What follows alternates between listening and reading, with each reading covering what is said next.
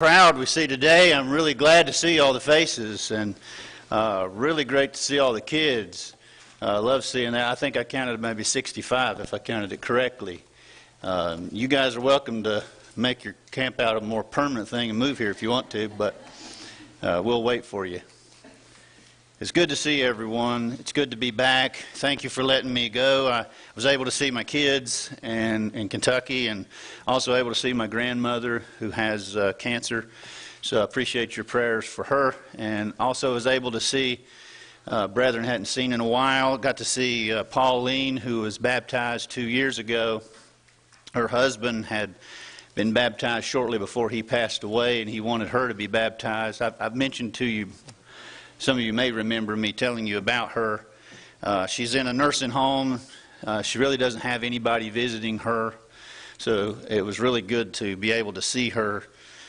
We never know how blessed we may have it when we consider other people's circumstances. Other people are struggling. But if you think about it, pray for Pauline as a woman who has had a lot of health issues and a lot of struggles in this life, yet she has hope of heaven, being reunited with her husband now. And very thankful for that. Thankful to be here and be back with you. Appreciate Abe's class. Appreciate the work he's doing. I think he's doing an amazing job. I'm thankful for him being my fellow worker and being here with us. I'm thankful for all of you.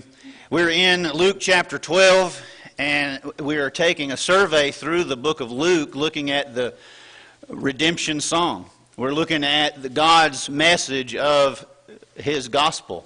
And we're seeing how Jesus came from heaven, and He stooped and He lowered Himself, and He walked in a humble way, and how that He came to lift up those who were in low and dire circumstances.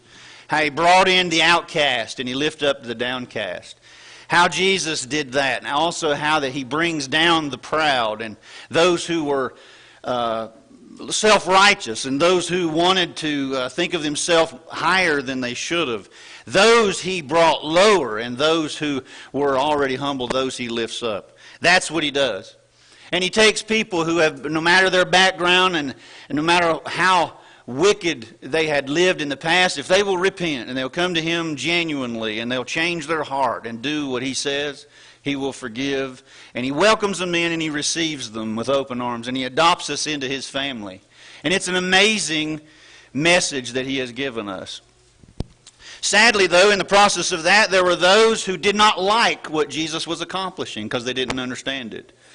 While Jesus is doing an amazing thing and bringing in these sinners and teaching them and helping them to repent and change their ways and do what is right, and now they're getting cleaned up, there were those others who had misguided effort of thinking in their little box, their little bubble of what they thought was right. They missed it. And they thought that these sinners coming in is messing up our neat little package that we have. And so Jesus calls them out several times. And that's what He does here in verse 1 of Luke 12. In the meantime, when there were gathered together an innumerable multitude. So imagine Jesus is in front of everyone. He doesn't hide. He doesn't go and speak secretively and then say one doctrine quietly over here to some people and hide that with some kind of an agenda, some kind of political type thing. What He does is He speaks the truth everywhere He's at. He does it privately, He does it publicly, and His message is the same. And what He does here is that in front of everyone, He says, and it says, insomuch that they trode one upon another. Imagine that many people. It was like a standing room only kind of a situation. Or they might have been sitting, I don't really know. But they're all on top of each other. They're packed in there. They come to hear Him. And He says before everyone, which is bold. This is very courageous of Jesus to say, beware ye of the leaven of the Pharisees, which is hypocrisy. It's a pretty brave statement, considering that the Pharisees had a lot of weight. The Pharisees had so much pull. They had the respect of the people. People looked up to them. They were viewed as the strict sect among the Jews. Isn't it interesting that Jesus is bringing in the sinners, they're changing, but then he's warning of the religious elite who had it wrong. And he's telling them, beware of them. And so we really need to rehash what is the problem here. Because some people misunderstand what the problem was with the Pharisees. Some people think that the problem with the Pharisees is that they were too obedient. That's not it. God has never discouraged obedience. He has never discouraged us doing exactly what we're supposed to do to the best of our ability. That's not what he's warning. He's not saying, hey, don't follow me too closely. Hey, don't be too devoted. Don't be too religious. That's not his point. However, it says what the problem is here, which is hypocrisy. What is hypocrisy? Hypocrisy literally means to be an actor. What do actors do? They're in a play. They're pretending to be something they are not. Hypocrites try to look like they are better than they are. They're so focused on that image. They're focusing on looking good rather than being good. They're focusing on what others think of them and how they see them. They're focusing on pleasing people rather than pleasing God. But here's what I know. Jesus pleased his Father, but he didn't please the Pharisees. His Father from heaven said, "This is my beloved Son, in whom I am well pleased." Very pleased with him. But the Pharisees couldn't stand what he was doing. So I need to understand that just because some people praise a thing, that doesn't necessarily mean God praises it. And just because some people discourage a thing, that doesn't mean God is discouraging that thing himself. There are some things that some people consider very important and praiseworthy that God considers an abomination. And since there have been a lot of situations all throughout Luke where he's calling out the Pharisees for their hypocrisy, let's just go back just a little bit and do a survey of some of the things that we've already discussed through Luke. But if you go back in chapter 5, what was the problem that we see in the Pharisees? Verse 21, the scribes and Pharisees began to reason, saying, "Who is this which speaketh blasphemies? Who can forgive sins but God alone?" They were criticizing Jesus because he was forgiving sins. They just didn't understand he had that power because he's the Son of God. They murmured against the disciples in verse 30 because they ate with tax collectors and sinners.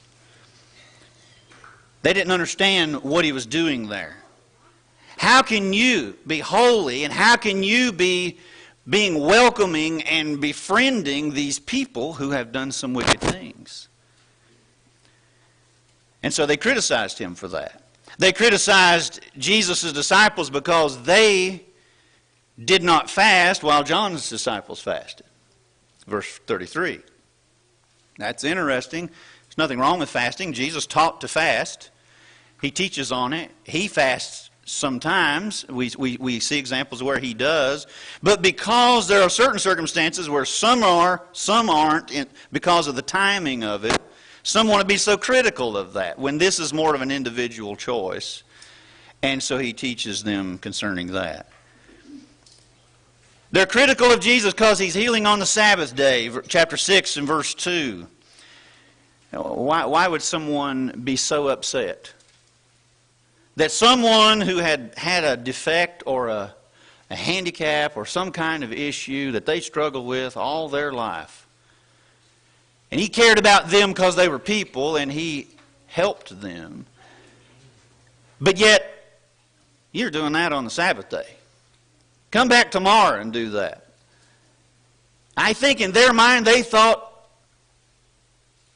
oh, that's wrong, because you're doing it on the Sabbath day. They had to have thought that. They had to have thought, they were so right that He's healing on the Sabbath day. How can you do that? You're breaking a command. You're working on the Sabbath day. And they missed the whole point of the Sabbath day. I really don't believe Jesus broke the Sabbath. And so he points out to them in other places, if your ox was in a ditch, you would get your ox out if it was the Sabbath day. Here's a person. In some of these occasions, these people were descendants of Abraham. They were their brethren. They were their fellow man that they should have cared about. Where was the joy? Where was the excitement that here is a person who has a ailment and a difficulty they've been struggling with? Where was their compassion on their fellow man? And so we see that chapter 7, one of the Pharisees desired him that he would eat with him. And he went in the Pharisee's house, sat down to eat with them. And so we've talked about that. Not only did Jesus eat with the sinners because he cared about them, he was bringing them into the faith, but he also cared about the Pharisees who were wrong. And he used it as a teaching moment. This Pharisee criticized Jesus in his mind. Because Jesus, if he would have been a prophet, he would have known that the woman that was now washing his feet, pouring out her love upon him, he would have known what her past was. He would have known what kind of woman this was. How could he allow her to come in and wash his feet? And so we could see the disgust and the disdain in this Pharisee's mind as he snarled and he looked condescending upon this person who was changing. This person had a heart to want to come to God. This person was a person who was repenting. And yet this Pharisee could only see their own self-righteousness and could not see what Jesus was accomplishing in this woman. It really is disgusting, isn't it, that someone might have that kind of holier-than-thou mentality and forget that we are in need of mercy. We are in need of God's grace. We need forgiveness. But this man, I guess he felt since he hadn't done a whole lot wrong, but this woman had done a lot wrong. Somehow in his mind he couldn't understand why she was doing that and why Jesus was allowing it. And so Jesus taught, he gave this rebuke of the Pharisees, how that I'm not sure why, they like to make a mountain out of a molehill. They like to take little things that did not matter as much, low on the totem pole, and make those so important. While what they did was they neglected the very principles behind the commandment. Yeah, Jesus is convincing and the people, beware of this kind of mentality. But you know why? It has a leavening influence. Leaven is like yeast. It spreads, and this kind of doctrine and thinking becomes infecting. It is like a cancer. Other people start grabbing hold of it. They start thinking the same way. They start thinking of themselves higher and thinking of other people as beneath them. And then they put on this facade, and they start putting on the mask and the acting show, and they become hypocrites themselves along with them. Because they're caring about this image and they're caring about these externals more than they are the heart and the real obedience about just simply pleasing God. You know, the thing about the sinners is they know they can't hide. The sinners know that their sins are open and laid bare before God. They know. Who are we kidding? God knows all of our moves. He knows my thoughts. He knows what I say. He knows what I do. He knows what I do in public. He knows what I do in private. He knows all of that. I can't hide that from Him. I think the sinners knew that. But the Pharisees, they were good at showing up and putting on the show and having this appearance, but then not be what they ought to be on the inside. And so Jesus rebukes them for that. This woman who washed Jesus' feet, she genuinely was changing and loving Him the best way she knew how. She was spending her money on Him. She was spending what she had. She was spending her time. This Pharisee was like, I wouldn't spend it like that. Let's be careful that we don't criticize people who are doing good, who are doing what they can, who are giving their heart and doing what God said. So when Jesus says, beware of the Pharisees, I have to look at that and I have to ask myself, do I have a Pharisaical tendency within me? Is it in there somewhere? Is it trying to come out where I begin to think that let's say in my progress, I'm trying to abstain from sin. I'm trying to do the best I know how to do. I'm trying to learn. I'm trying to obey God. And let's say I'm making some strides in my faith and I'm getting better at saying no to sin. And I'm getting better at my growth. The tendency for me at that point is to begin to think that I am better than I really am. I need to guard against that. I need to beware of that within myself. I need to know I am in need of salvation. I need the Lord's forgiveness. I need God's mercy. Just like this other person that I look at and I say, wow, their lives are a wreck. Their lives are messed up. Look at all the mistakes they have made. And look at how they are talking and how they're acting. And I begin to have this disgust towards them. And I forget I am in need of mercy just like they are. I need to know that. I need to be aware of that attitude within myself that does that. The Pharisees, in chapter 16, they justified themselves, but then in chapter 18, they despised others. I need to guard against that. I need to love all people. And let's say if I do look at someone and I say, you know what?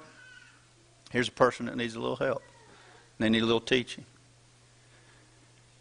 I need to be patient about that. And I need to teach them as they can take it, patiently and lovingly. But I need to put myself in their shoes as best as I can. That is what Jesus did. That's what he's doing all throughout Luke as he came and he walked in our shoes. We're talking about someone who is holy, who has never sinned, who has never said anything deceitful, never had guile in his mouth at all.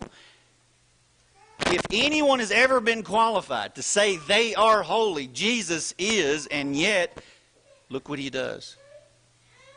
He has the right. We don't. But yet he cares about them and patiently teaches them. And so there are some times where you see how Jesus gives some of the sharpest rebukes to the religious elite who should have known better.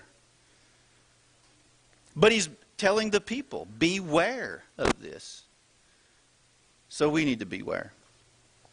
As we go on, it's interesting throughout this, as we continue our survey, hitting some highlights here. As Jesus begins to teach some other things here, we get to a part in verse 13. It's interesting. I want you to think about this and try to understand what Jesus does and his response and why he responds the way he does. It seems like Jesus is in the middle of this speech in this multitude, and it almost seems like this is like an interruption. I'm not sure if that's exactly how it was, but that's kind of how I'm seeing it. Verse 13. One of the company, so same crowd, says, Master, speak to my brother, that he divide the inheritance with me. Like, okay, where does that come from? Why would somebody in the middle of this speech to the multitude want to come to Jesus? Hey, maybe he knew that Jesus was one of authority. Maybe he was respecting him, and now he wanted Jesus to take his side in this personal matter. And I'm trying to think, if I was there, and let's say someone's trying to drag me into this situation, and sometimes the very first person who brings a fault against somebody else, there's a proverb that says that first person to bring their case appears right. So I think on the surface it would be real easy. Here's somebody that has a complaint against another. It would be real easy for me to say, oh yeah, hey brother, you know what you need to do? You need to divide your inheritance with your brother. Sounds right on the surface, yet look at, Jesus has a kind of a surprising response in a way. He doesn't do that. It says, Verse 14, he said to him, "Man, who made me a judge or a divider over you?" I'm scratching my head a little bit on that because I'm wondering, Jesus is a ruler. He is the ruler. He is the judge. So why does Jesus answer like that? If anyone had the right to say, "Here's my judgment on the matter, this is what you guys need to do, now do it. Settle up." Yet Jesus, for some reason, and I'm asking myself, you ask yourself, why did Jesus choose not to go down that road with this person? Who made me a judge or a divider over you? What's also interesting is that not only does Jesus ask that question, but here's a person who wants Jesus to correct his brother.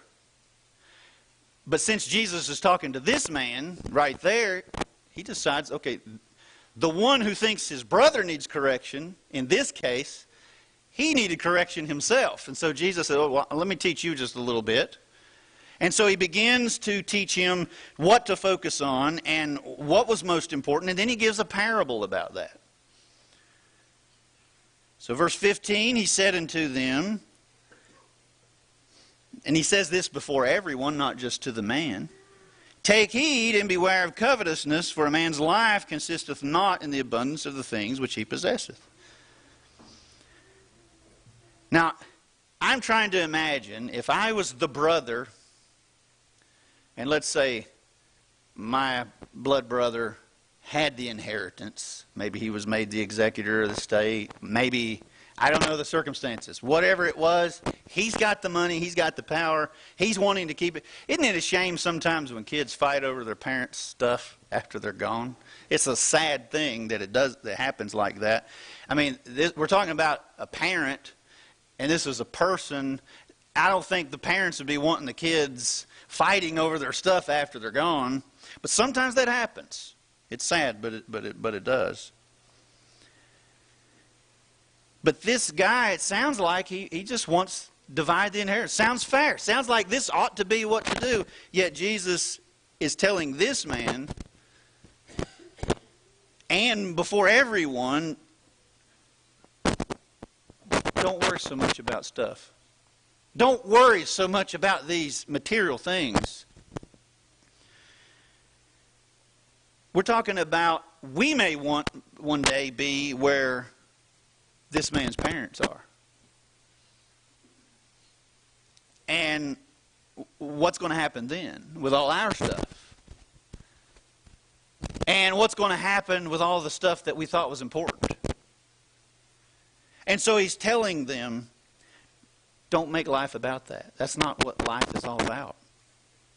All this stuff is going to burn up. All this stuff, it's not going to matter a hill of beans. That's not what is important in life. Now, I can imagine to this man, if there was a sizable inheritance, it could be important to him. That might be life-changing. It might help him in his quality of life. Might allow him to do some things he's been wanting to do. Might allow him to buy some things. Maybe he was going to do some good with it. Maybe he's going to give. Maybe he thought, whatever the circumstances were, we don't know. All we know is, man just wants the inheritance to be divided among him. Yet Jesus is telling him, basically, I don't have a dog in that fight. You focus on your eternity. Stop fighting over the stuff and worrying about the stuff. Sounds almost kind of cold in a way, but it's true. And you know, when I think about this and I'm trying to apply this principle, I can think of a verse. Turn to Proverbs chapter 26. In verse 17, I think this verse applies perhaps to the type of situation of why Jesus chose not to jump in the middle of this sibling rivalry here. In Proverbs 26, verse 17, it says, "He that passeth by and meddleth with strife belonging not to him is like one that taketh a dog by the ears." Have you ever known sometimes there are some people who they want to drag you into their drama? They want to pull you in to this dispute that's really none of our business. Really has nothing to do with me at all. I just need to step aside and let them handle that because that's in their territory. And I believe there are some times, and Jesus is teaching us an example here, if anyone had the right to jump in and be a bodyguard financially, or jump in and take a side and tell them what to do, Jesus would have had the right to do it, but yet he chose not to do it. And he's leaving us an example that there are perhaps some times where we ought to do just exactly that ourselves. Where I ought to allow you the space to do what you're supposed to do. And understand that there are some times you may make a personal choice. You may do something that, from my perspective, it might be real tempting for me to look at your situation and say, this is what you ought to do, or this is what you shouldn't do. And I might want to butt in, and I might want to jump in and give my opinion. And there are some times where I just need to say, you know what, that's not really my place. That I need to just leave that in your hands. And Jesus leaves a good example of that here. There are some ways in which I can see this way someone may handle a matter between them and their spouse. You ever see some people do this on social media where they try to go on social media to get validation for this dispute between them and their spouse? That's pretty dangerous. But yet you see all these people, they want to chime in and they want to give their opinion, and they'll take the side of whoever made the post. And I'm thinking, there's probably more to this story we all don't know about. And then you can read the comments and you can tell people will really just readily give that advice out there. But something doesn't smell right to me. It's like, okay, if I knew the other side of this situation, would I feel exactly the same? So I think it's sometimes better. You know what? I'm not going to type a response there. I'm not even going to send it. And I'm not even going to really talk about it. I'm just going to kind of leave that alone. Scroll on by. Sometimes there are situations where it might be wiser for us to do that. I think there are also times, like in Proverbs 26, verse 20. It says, where no wood is, there the fire goeth out. So where there is no talebearer, the strife ceaseth. As coals are to burning coals and wood to fire, so is a contentious man to kindle strife. There are some people that they're good at creating tension. And they're good at making a problem where there shouldn't be. And Jesus is teaching us, the Word is teaching us, wisdom is teaching us, there are sometimes I don't want to add a log to that fire. You know what? I don't want to contribute to that strife or that division between two people. In Romans chapter 14, we see in verse 4, there's another situation where here in this chapter, and some people misunderstand it, this chapter is not talking about sinful matters. It's not talking about something that's wrong. If somebody is doing something that is sinful, we need to care about them. And Matthew 18 teaches us how to deal with that. If somebody has sinned, I need to go to them privately, seek to win the brother, go alone. If they don't hear me, take another one or two. If they don't hear them, then take it before the church. If they don't hear the church, then let them be a heathen and a publican. That's really the way we should handle sin in others' lives. But in matters of judgment, where it's not sinful either way, Romans 14 teaches us how to handle that. In Romans 14, these are matters where one person wants to eat a certain kind of meat and another person doesn't. Now, you got to understand, in the first century, before the New Testament was put in force, the Jews were taught there were certain kinds of foods that are considered clean and certain kinds that are not. So now that Jesus has established His covenant and that rule has been done away, now that rule doesn't matter. You can eat whatever you want to eat as long as you've thanked God for it. But it would have been real hard for a Jew who's been raised all their life that don't eat this kind of meat or you'd be sinning, that now it's okay to eat the meat. It might be real tempting for the Jew who knows, I can eat this meat, to look down and despise his brother who says, you know what, I just don't feel comfortable. I don't want to do that. And so what Romans 14 is teaching is, stay out of that. Don't despise your brother. Care about your brother. You don't have to force your brother to eat the meat. If you want to eat the meat, great. Happy are you. It's good that you don't condemn yourself in that. It's perfectly fine. You can eat the meat and go to heaven. Just don't mistreat your brother in the process. Don't force him to be like you. You don't have to make everybody like... And it's okay if he never eats meat. He can abstain from meat and still go to heaven. You can eat meat and you can still go to heaven. But you might not go to heaven if you put it as a stumbling block before your brother and you force it down him and you encourage him to do it. And your other brother who is questioning whether it's right or wrong, if you force that upon him, you're doing wrong to him.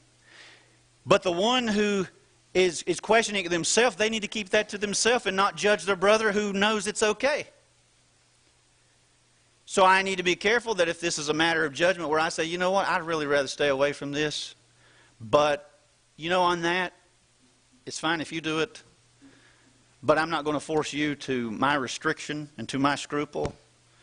That's really simple. It's really the way we ought to handle that and stay out of that. But I want you to see the principle here, how this might fit what Jesus is doing here. In verse 4 of Romans 14, he says, who art thou that judgest another man's servant? To his own master he standeth or falleth. Yea, he shall be holden up, for God is able to make him stand. Who are you? So that sounds real similar. When Jesus said, who made me a ruler and a judge? When Jesus is the ruler and judge.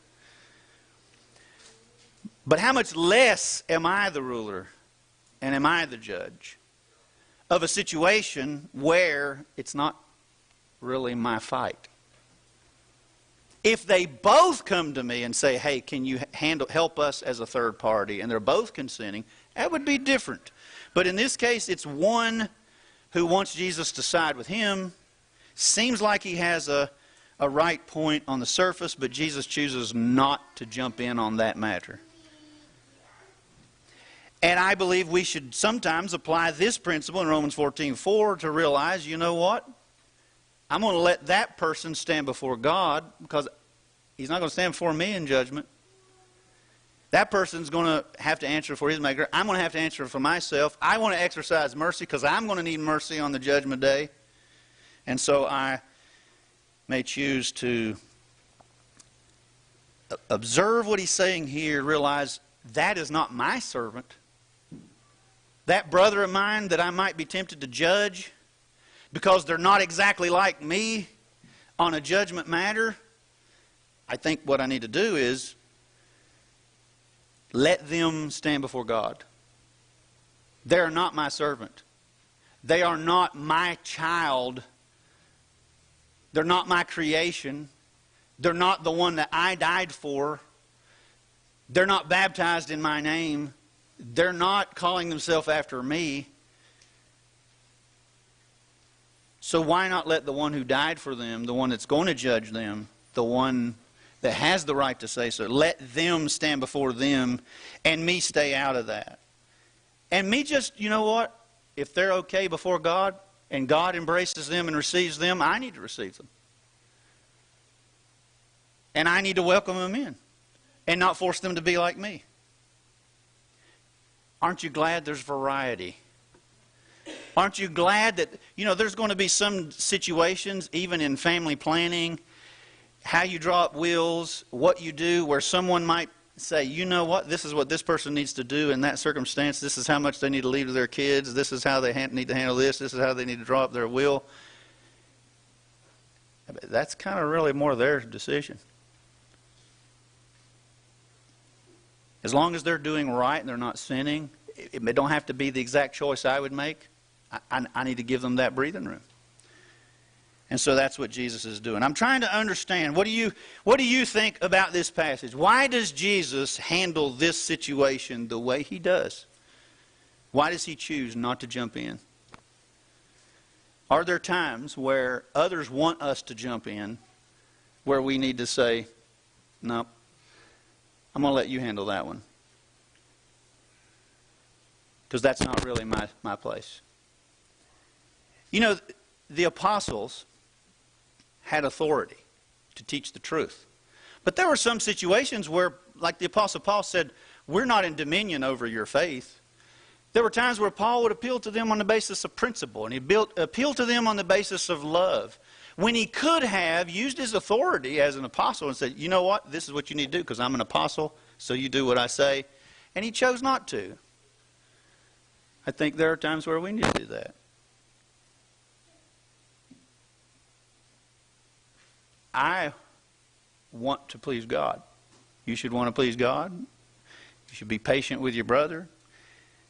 Now, if we're the one who, let's say we need to divide the inheritance or whatever, I guess maybe, if Jesus was talking to that man, I don't know, would his response have been differently or different there? Maybe, I don't know.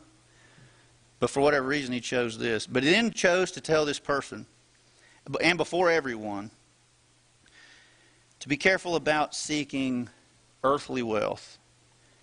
And he goes on to say, don't care so much about these external things, about what you put on and how you're going to eat. And isn't the life more than that? And not to worry about those things, but what you need to focus on, verse 31, seek the kingdom of God, and all these things should be added unto you.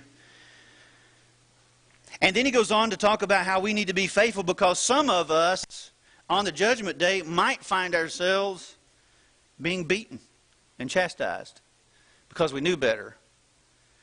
And you go on, and I invite you to read the rest of Luke 12 and see that there are some people who are going to be beaten with few stripes, and there are going to be some who are going to be beaten with many stripes, and then there are going to be some who are going to be cast out.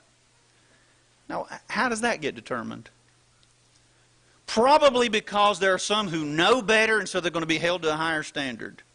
The ones who know better, those are the ones who should live that way.